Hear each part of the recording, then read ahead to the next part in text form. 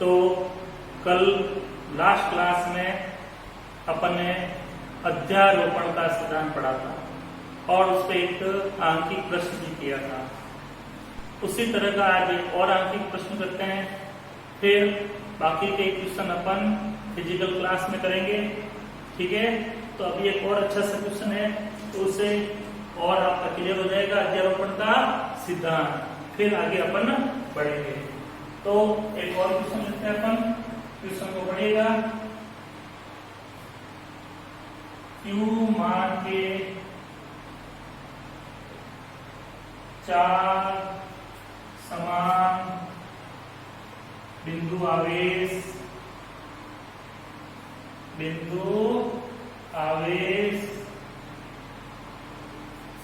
को स्मॉल ए भुजा के वर्ग के चारों कोनों पर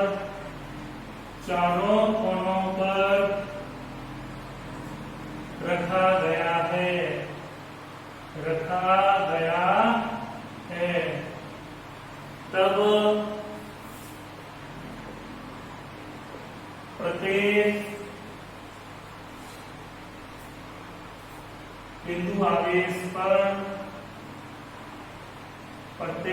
बिंदु आवेश पर शेष अन्य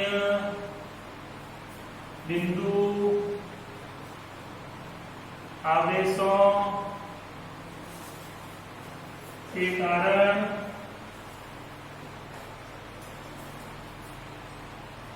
लगने वाला परिणामी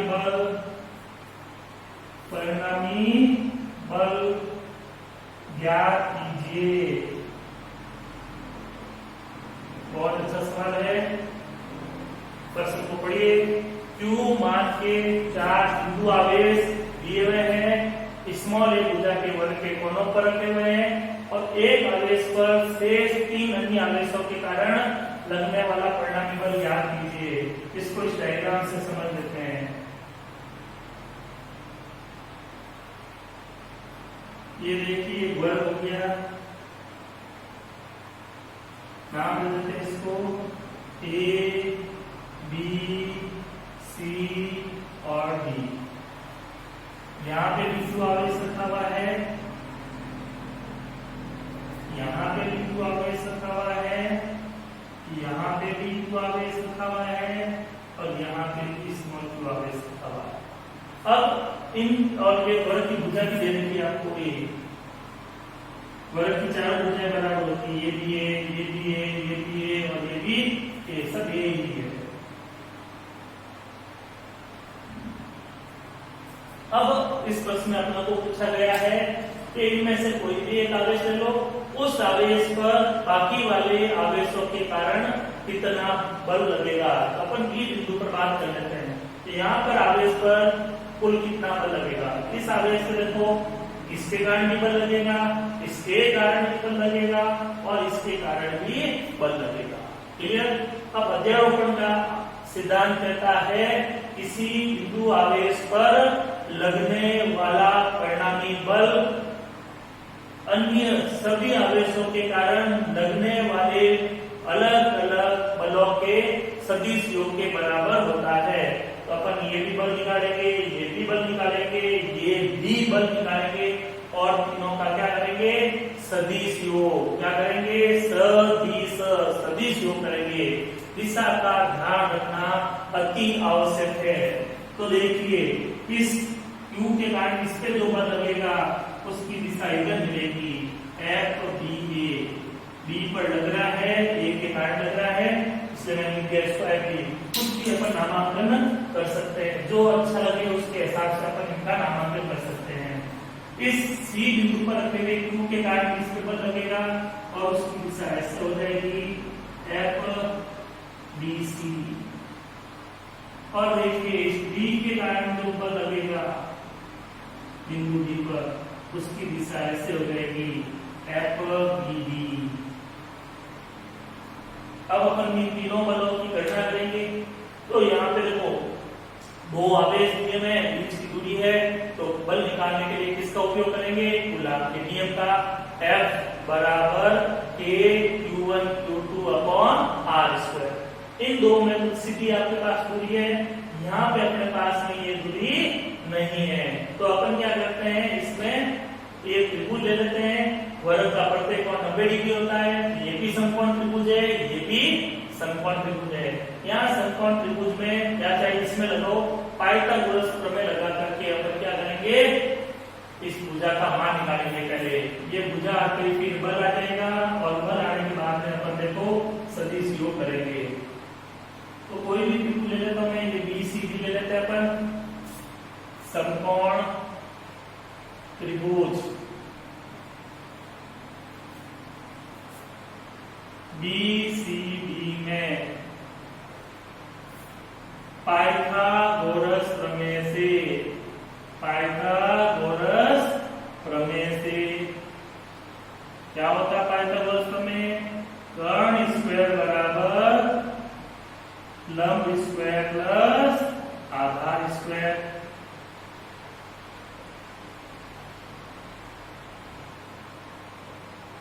तो ये कर्ण हो गया आपका यहाँ पे BD, तो BD का स्क्वायर बराबर लंब, ये ले लो लंब, ये आधा ले लो, कोई भी ले लो, ये हो जाएगा A का स्क्वायर प्लस A का स्क्वायर। तो BD स्क्वायर बराबर क्या हो जाएगा? 2A square. अपने को सीधा BD स्क्वायर की वैल्यू चाहिए, इसलिए इसका रूट नहीं निकालते हैं। अब अपन लिखते हैं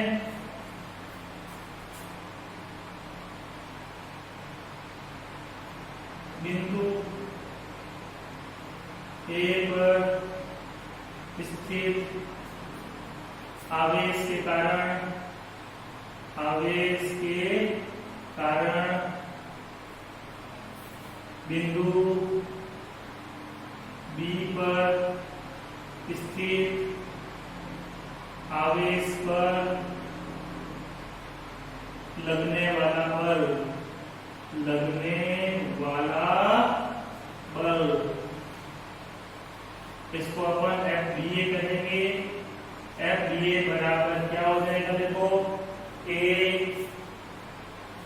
Q इंटू Q अपॉन, इन दोनों के बीच की दूरी देखो कितनी है? Small a square. ये हो जाएगा KQ square upon A square. समीकरण नंबर दे देते हैं इसको A। तो देखो बिंदु A पर जो आवेश Q था, उसके कारण बिंदु B पर जो आवेश Q है, उस पे लगने वाला बल निकालेगा। इसी तरह से इसका भी निकालू मैं। बिंदु C पर स्थित आवेश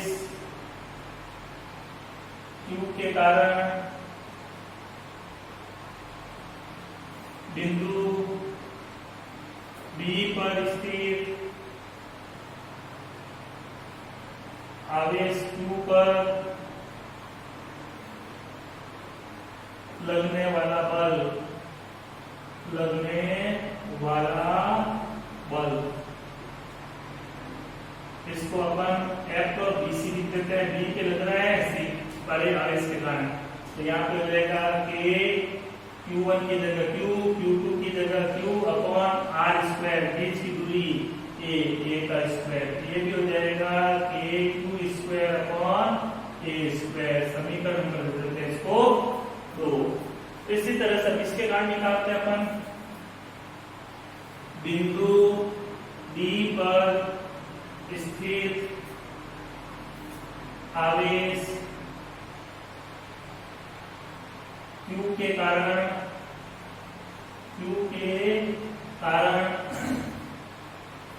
बिंदु B पर स्थित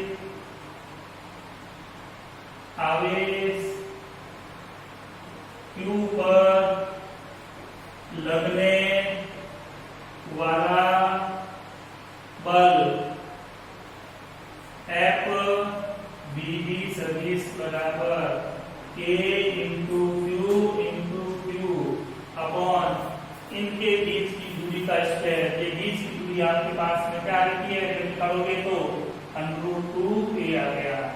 और इसका स्क्वायर करोगे तो ये हो जाएगा 2a स्क्वायर। डायरेक्ट रख दूं 2a स्क्वायर, ये हो गया k2 square upon 2a square, समीकरण नंबर 3। क्या हालांकि मैंने बीडी निकालनी है, बीडी निकालोगे ये देखो बीडी बराबर हो जाएगा रूट 2a स्क्वायर, तो बीडी बराबर रूट 2a स्क्वायर का रूट हो जाएगा ये दूरी आप डायरेक्ट भी याद रख सकते हो, रूट 2a होती है। तो तीनों बल अपने यहाँ पे निकालिए, कोई समस्या इसमें? अब इन तीनों बलों का अपन क्या करेंगे, सदिश योग। अध्यारोपण का सिद्धांत कहता है कि एक से अधिक बल लगते हैं तो परिणामी बल उन बलों के सदिश योग के बराबर होता है। तो देखो इसकी दिशा इधर, इसकी दिशा इधर और इसकी दिशा इधर, तो इन दोनों का, ये दोनों परस्पर लंबवत है, तो इन दोनों का परिणामी बल निकालेंगे इस दिशा में, जिसको मैं कुछ नाम दे देता हूँ, F डैश नाम दे देता हूँ। तो ये दोनों परस्पर क्या है, लंबवत है, तो इनका FBD की दिशा में परिणामी बल निकाल लेते हैं। और लंबवत के लिए अपन दो सदिशों को परिणामी सदिश निकालने के लिए 11th में फॉर्मूला पढ़ चुके हैं। R बराबर समांतर चतुर्भुज नियम से R बराबर root p square plus q square plus 2pq cos of थीटा। अब चूंकि ये दोनों लंबवत होंगे तो थीटा बराबर कितना हो जाएगा, 90 डिग्री। cos 90 का मान होता है 0, तो लंबवत सदिशों का परिणामी सदिश आ जाएगा R बराबर root p square plus q square. तो वो प्रॉपर्टी लगा करके मैं इन दोनों का लंबवत बल निकालूंगा। तो कुछ और संदेश कर देते हैं अपन इसका।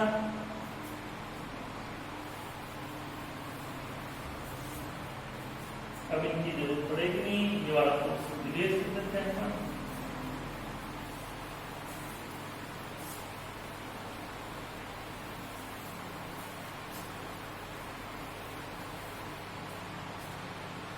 यहाँ पे चूंकि FBA सदिश व FBC सदिश परस्पर लंबवत है, अतः इनका परिणामी बल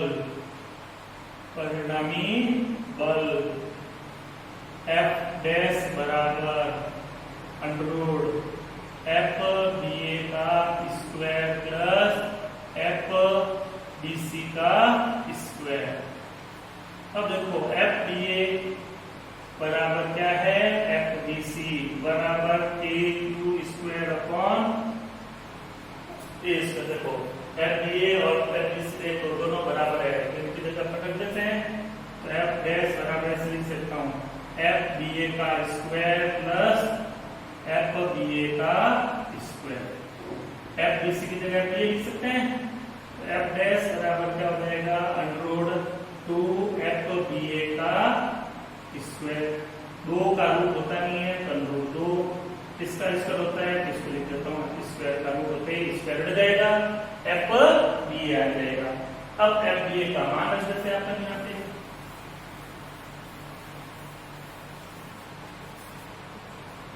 चूंकि FBA अपन निकाल चुके हैं, क्या था KQ square upon A square. तो F डैश बराबर क्या हो जाएगा, under root 2 KQ square upon A square. इसको समीकरण नंबर दे देते हैं अपन 4। अब देखो F डैश और FB डैश ये एक ही दिशा में होंगे, एक ही दिशा में सदिश राशियां होती है, तो परिणामी सदिश दोनों के योग के बराबर होता है। अपन लिखेंगे चूंकि F सदिश व FBD सदिश एक ही दिशा में है, एक ही दिशा में है, अतः बिंदु B पर स्थित Q आवेश पर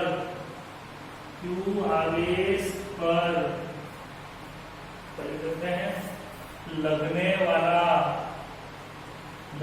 वाला परिणामी बल, तो F बराबर हो जाएगा F डैश प्लस FBD प्लस F डैश लिख देते हैं। कोई समस्या? क्या F dash plus F B dash तो कोई भी तो कोई समस्या नहीं है। F dash plus F B समीकरण नंबर 2 इसको 4 हो गया 5 नंबर। अब देखो समीकरण 3, समीकरण 4 व समीकरण 5 से, समीकरण 5 से क्या लिख सकते हैं? देखो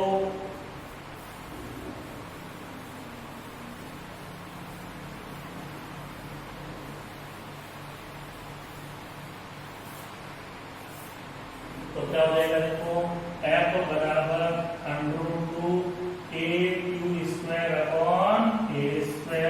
प्लस ये आया था अपने पास में a²/2a²।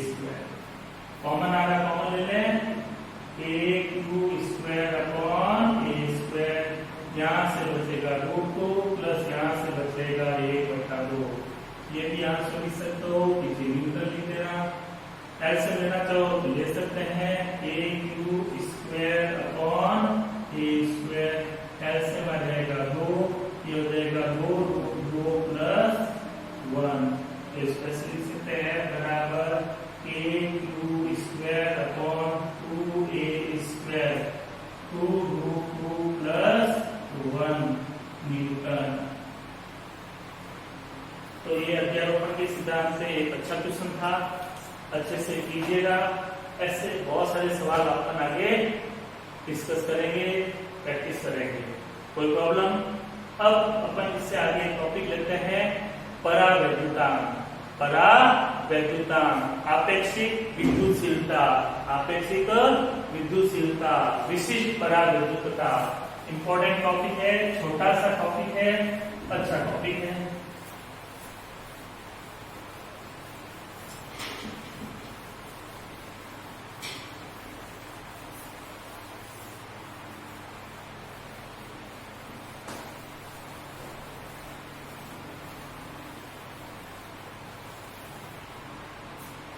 टॉपिक देते हैं अपन परावैद्युतांक। परावैद्युतांक, आपेक्षिक विद्युतशीलता, आपेक्षिक विद्युतशीलता या विशिष्ट परावैद्युतता,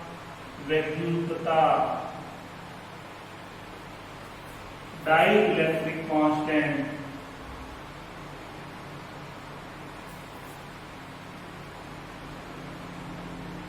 डाइइलेक्ट्रिक कांस्टेंट, परावैद्युतांक, आपेक्षिक विद्युतशीलता, विशिष्ट परावैद्युतता, डाइइलेक्ट्रिक कांस्टेंट, चारों एक ही है। मैं जनरली ये वर्ड यूज करूंगा परावैद्युतांक। क्लियर?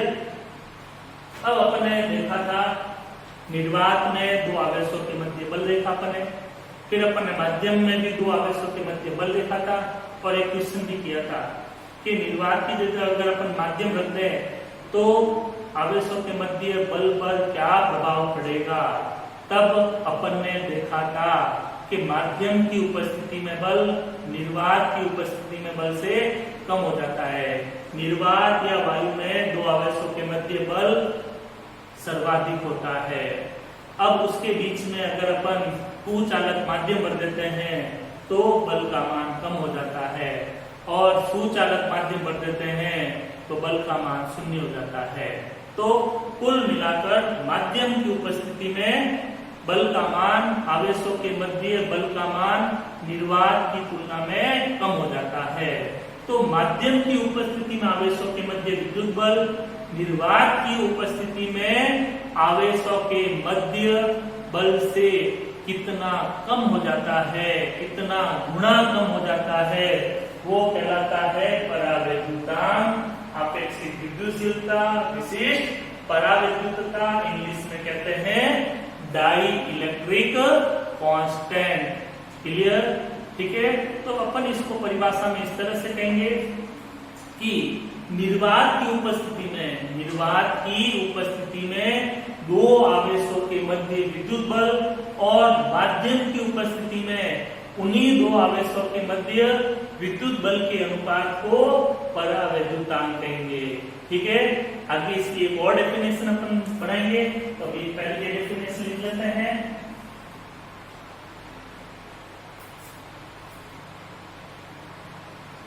निर्वात या वायु की उपस्थिति में, ये इंपोर्टेंट टॉपिक भी है, परिभाषा भी इंपोर्टेंट है, की उपस्थिति में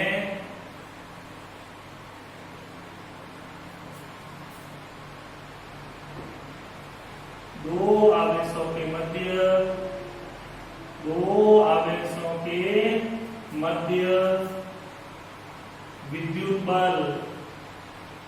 विद्युत बल तथा माध्यम की उपस्थिति में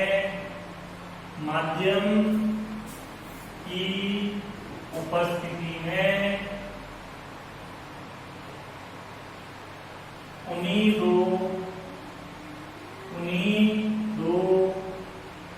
आवेशों के मध्य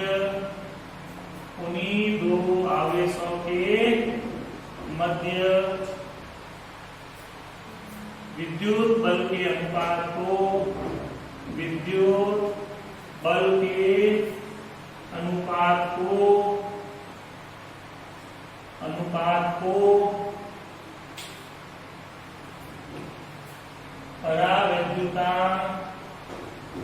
परावैद्युतांक या आपेक्षिक विद्युतशीलता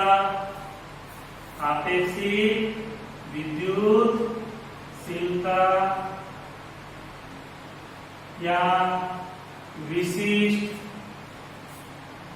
परावैद्युतता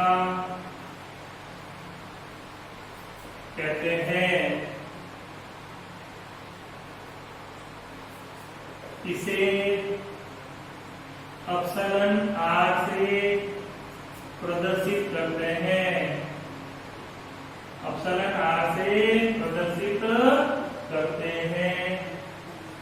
क्लियर? कोई समस्या? निर्वात या वायु की उपस्थिति में दो आवेशों के मध्य विद्युत बल और माध्यम की उपस्थिति में उन्हीं दो आवेशों के मध्य विद्युत बल के अनुपात को परावैद्युतांक या अपेक्षित विद्युतशीलता या विशिष्ट परावैद्युत कहते हैं। इसे अपसरण R से प्रदर्शित करते हैं। तो लिख देते फॉर्मूला, परावैद्युतांक बराबर इस तरह से लिख दूं मैं, निर्वात या वायु की उपस्थिति में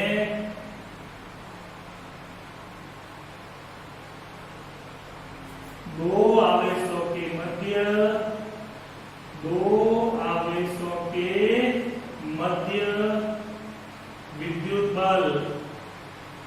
विद्युत बल बटा माध्यम की उपस्थिति में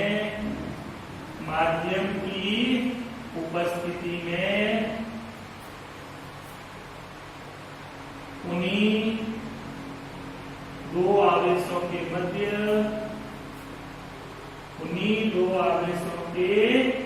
मध्य विद्युत बल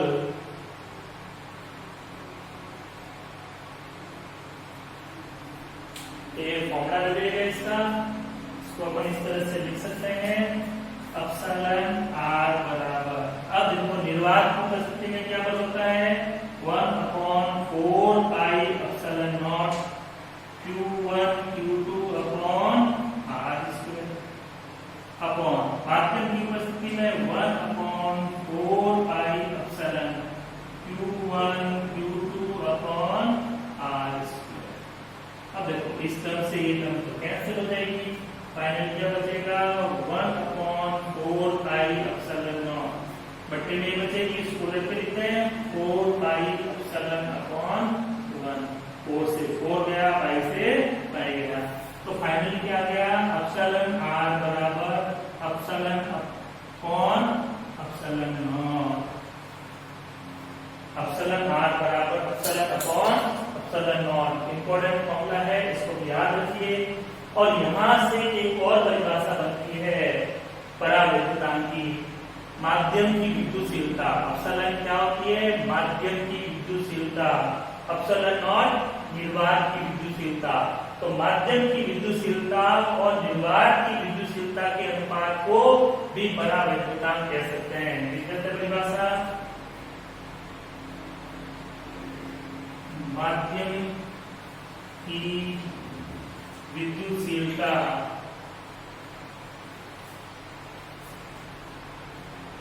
तथा निर्वात की विद्युतशीलता, निर्वात की विद्युतशीलता के अनुपात को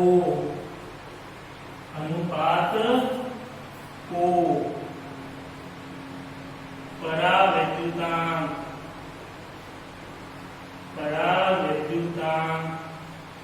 या आपेक्षिक विद्युतशीलता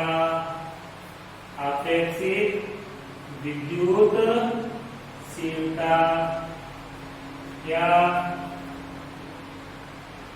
विशिष्ट परावैद्युतता कहते हैं।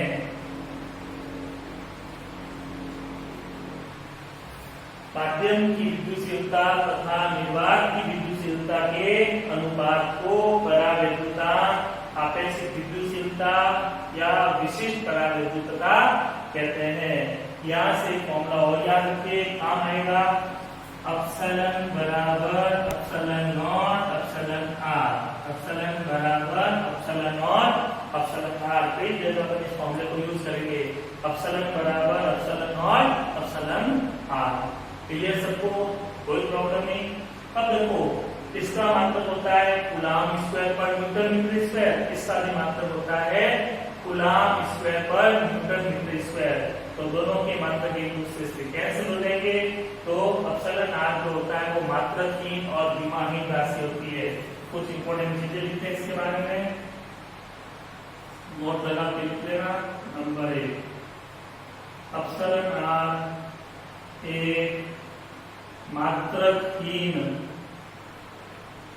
तथा विमाहीन राशि होती है, विमाहीन राशि होती है। नंबर 2, हवा या निर्वात के लिए, हवा या निर्वात के लिए एप्सिलॉन r का मान 1 होता है।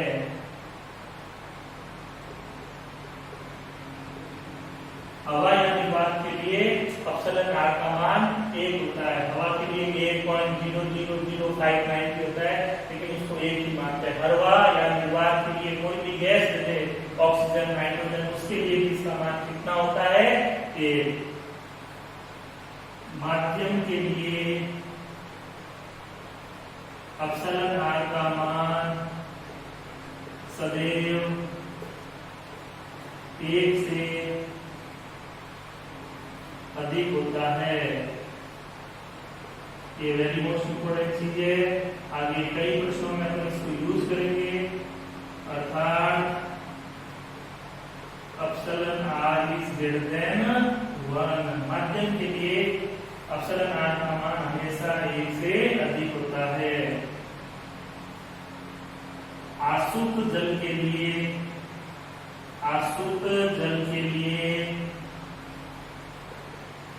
एप्सिलॉन r का मान 80 होता है।